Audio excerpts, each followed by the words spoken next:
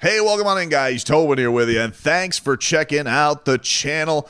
I hope you're doing well. If you guys could subscribe, that would mean a lot to me. Hit the like button. Tobin and Leroy also coming at you this week, Monday to Friday, every single weekday, 10 a.m. to 2 p.m. We're live. We also got Game Day Uncensored coming back this week. It's 2 hours in the preseason, so you guys can watch that on the QAM YouTube page. Myself, Alejandro Solana. I don't know who our guests are yet. I will bring that information to you as I get it. But be ready for that. We will be on 2 hours. So that'll be, 11 o'clock this week. And then once the regular season starts, 4 hours of pregame coverage coming your way before every single Miami Dolphins game. So we are looking forward to that. We are looking forward to this, and that is that the Miami Dolphins may have solved one of their cornerstone pieces of their franchise with Patrick Paul. It does feel like the buzz around him has been unbelievable in camp. Now, I'm trying to recall, because I don't think there's ever been a guy who has gotten training camp buzz like this as a lineman. I don't recall there being buzz like this as a lineman. I don't remember Jake Long getting this. I don't remember Tunsil getting this. I mean, Tunsil started off as a guard his first year with Brandon Albert.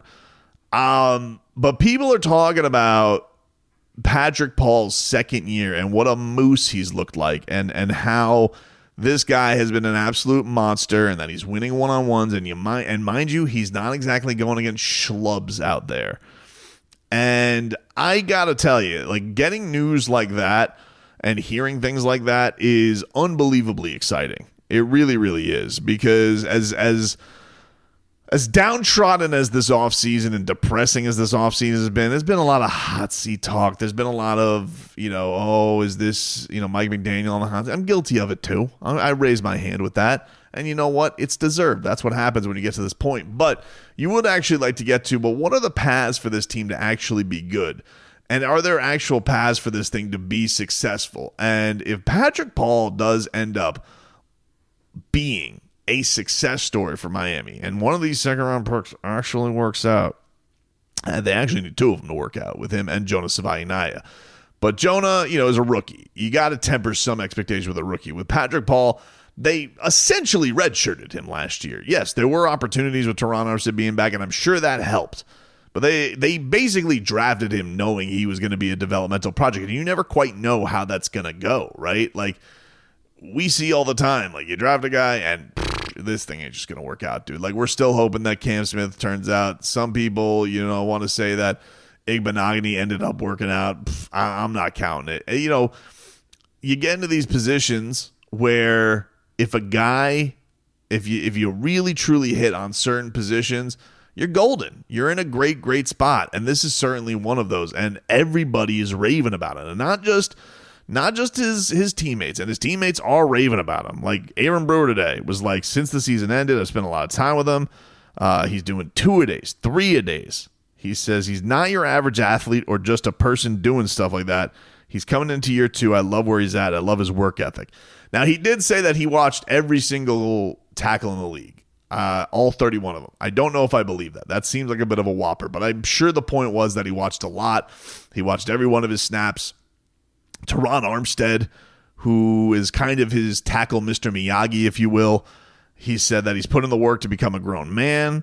He's going to have growing pains, but we will keep fine-tuning his technique. His ceiling is so high. And I was like, damn, dude, keep speaking sweet nothings to me, Teron Armstead. Like, that is, I'm getting hot under the collar thinking about hearing things like that from Teron Armstead. I actually do think it's pretty cool that Teron Armstead's still sticking around, too, that he went to practice this weekend and that, is fired up to see Patrick Paul doing big things. I think that's great. And I also think it's, fantastic he's going up against, this front seven that's so vaunted and has everybody drooling with what they could potentially become. Is it crazy to think that this could be a draft class, last year's draft class, that this could be one that actually saves Chris Grier? I know that everybody would hate to hear that. And I know, first of all, I don't think Chris Grier is going anywhere outside of the Dolphins being catastrophically bad. My thought is that if anybody's on the chopping block, it's going to be Mike McDaniel. Chris Grier has already shown himself to be the ultimate survivor.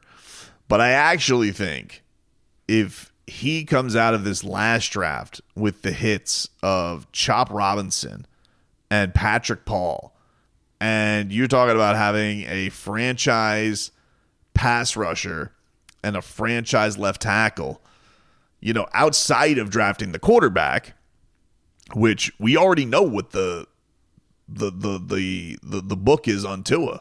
Stay healthy, good. Don't stay healthy, which he has a problem of staying healthy, bad. If Tua can stay healthy and the Dolphins have these positions figured out, yeah, I do think that goes a long way in fixing a general manager's perception. Now, to be fair, he has already had two guys on this team that he's drafted too, in Austin Jackson and Jalen Phillips, and neither one of them can stay on the field. So I understand that he has had a lot of bites at the apple, but it is always as good as your last at bat, and it does feel like if Patrick Paul is a home run and Chop Robinson, who is also getting just like rave reviews from his teammates. You had Jalen Phillips come out here and be like, the guy has Defensive Player of the Year candidacy written all over him. And you're just like, whew. Like, I don't hate that. How could you hate that? How could you sit here and not love what you're hearing? And you guys can save me with what are their teammates supposed to say? Trust me when I tell you, plenty of these teammates are put in the art of not having to oversell guys either. They can go out there and they can give the PC answer without having to make it seem like they're the greatest thing since sliced bread. And I just think that you've heard time and again from the people. I was looking at Baldy. I was like, oh, who doesn't love Baldy and Baldy's breakdowns and Baldy's breakdown?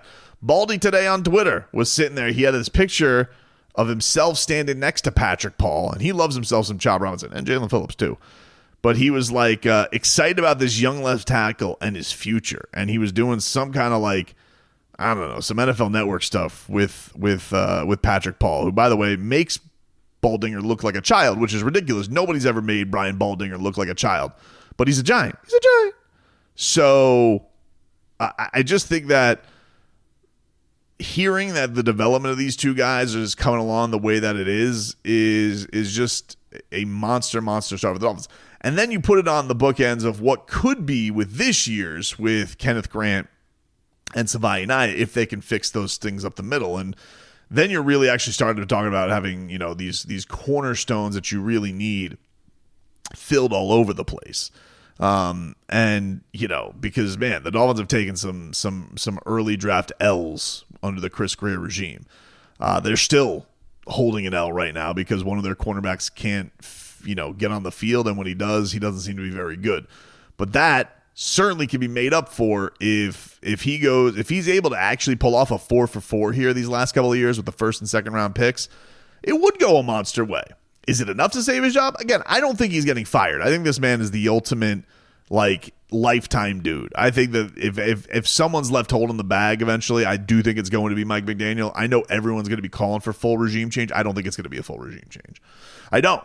I just think that he's shown himself in too many ways to be able to slither his way out of trouble. He's been able to slide on out. And I think that'll probably happen again this year. But if we're talking about actually turning the opinion of him and people getting off, I know that it'll probably never be able to outrun the quarterback because that's what everybody will go to. But even still, I think people would say with him that he loves the home run trade. He loves big trades. He has certainly made a lot of blockbuster trades over his career, especially over the last 4 or 5 years. And the drafting has been the big crux, and that's been with having a lot of assets too. And there's certainly been much to be desired from a lot of the picks. But these last couple of years, maybe, especially last year, looking pretty good. As long as these guys don't embarrass, hey, listen, don't embarrass me with this segment after the first season and Patrick Paul's getting dish-ragged the first week by the Colts. But I don't think that's going to happen. I don't know. It seems like this hype seems legitimate. It seems legitimate because you don't hear offensive line hype in the offseason and in the training camp isn't really a thing. And people are raving about this dude and what he's building himself up to be.